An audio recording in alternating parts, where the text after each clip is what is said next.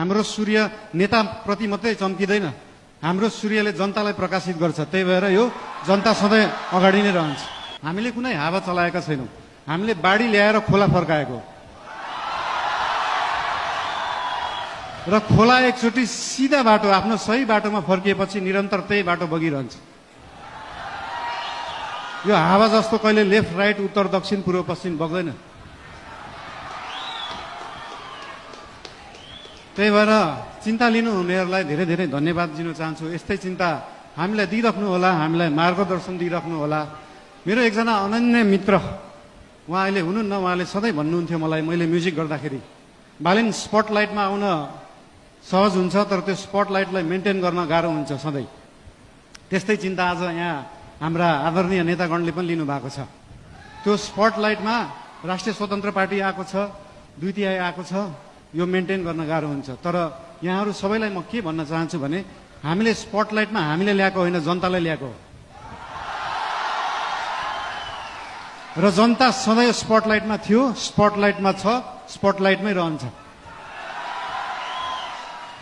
हामीले दिएको प्रकाश नेतालाई दिएको प्रकाश होइन, हाम्रो सूर्य नेताप्रति मात्रै चम्किँदैन, हाम्रो सूर्यले जनतालाई प्रकाशित गर्छ। त्यही भएर यो जनता सधैँ अगाडि नै रहन्छ।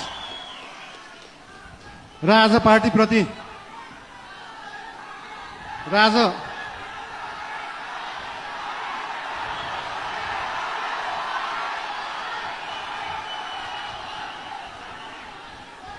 आज पार्टीको विषयमा विशेष गरी कुरा राख्नुपर्छ भनेरै हाम्रो पार्टीको चिन्तन कस्तो हो, लेफ्ट हो, राइट हो, सेन्टर हो, धेरै चिन्ता लिइराख्नु पर्दैन। हाम्रो पार्टी विकासवादी पार्टी हो, विकास गर्ने काम गर्ने पार्टी हो। हाम्रो पार्टी अगाडि बढ्ने पार्टी हो। हामी प्रतिशोध साध्ने, पुरानो कुरा लिएर न्यू खोज्दै बस्ने होइन।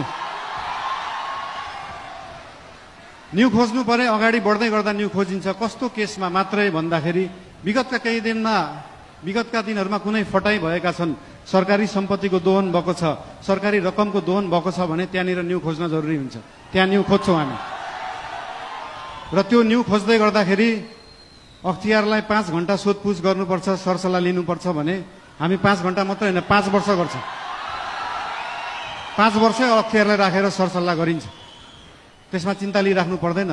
हामीले नियम कानुन मिच्दैनौँ, नियममा बसेरै काम गर्छौँ, नियमभन्दा बाहिर जाँदैनौँ।